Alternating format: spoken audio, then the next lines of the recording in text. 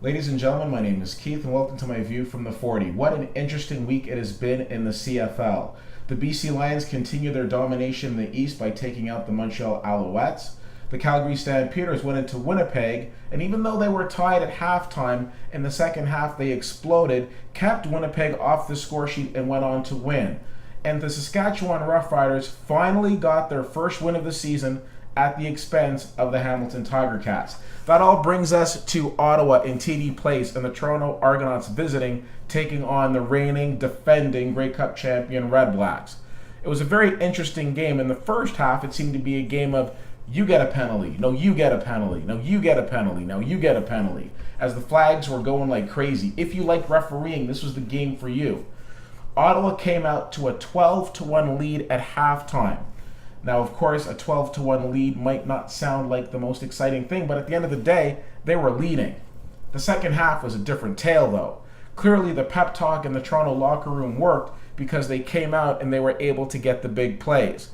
Ottawa was the victim of a lot of poor plays. There were fumbles, there were interceptions, there was an inexplicable kick that went completely awry. Now, Ottawa did try to get back in the game, and they did end up getting a touchdown. Now, this is where I put my coaching hat on, and I think to myself, okay, well, you can kick the extra point, which is basically a field goal, or you can go for two, which seemed to be the better option. But no, they went for the kick, botched the kick, and unfortunately, Toronto was in the lead to stay.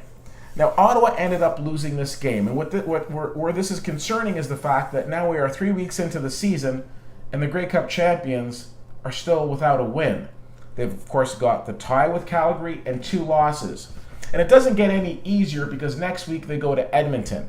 Now, there are some things you could look at as positives. Trevor Harris did throw the ball pretty well, but unfortunately, it wasn't enough.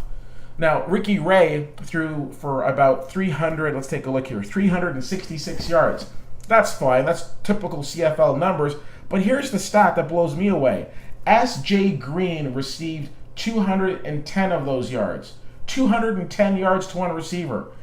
Ottawa needs to figure out how to cover a big-time receiver because next week in Edmonton, Adarius Bowman has the potential of burning this team all over Commonwealth Stadium.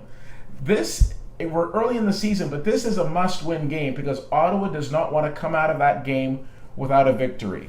So I'm really hoping they can get it together. There were a lot of things that did not go right for Ottawa on the field today. The kicking game was off. The defense was off. The offense was off. This was not, I've heard people say, oh, well, Trevor Harris didn't have a great game. Hey, you know who else didn't have a great game? The Ottawa REDBLACKS. You win as a team, you lose as a team. Trevor Harris has had the opportunity of being a backup for Henry Burris as well as for Ricky Ray, who we played against today. I'm thinking that he knows what he needs to do to correct the situation.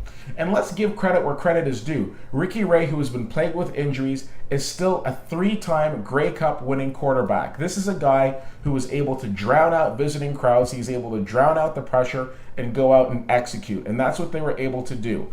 In a game where it's usually whoever is able to execute wins, the Ottawa REDBLACKS just were not able to execute tonight.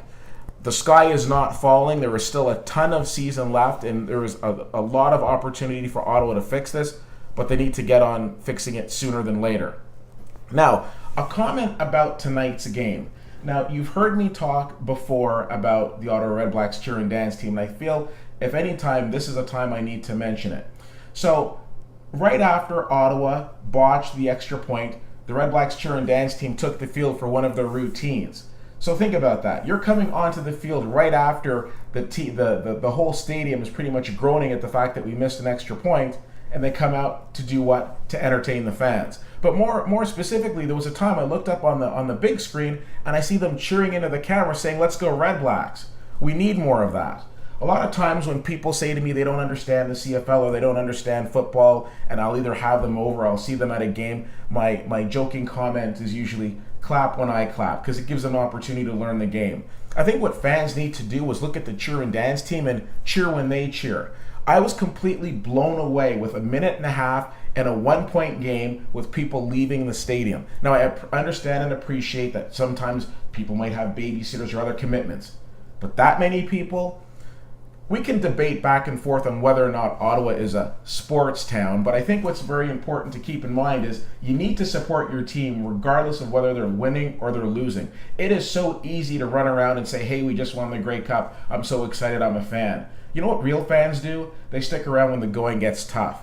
And that is why I salute the Red Blacks cheer and dance team, because you look at them, whether they're winning, whether they're losing, you'll see smiles on their faces and you'll see them doing what they're supposed to be doing, which is engaging the crowd.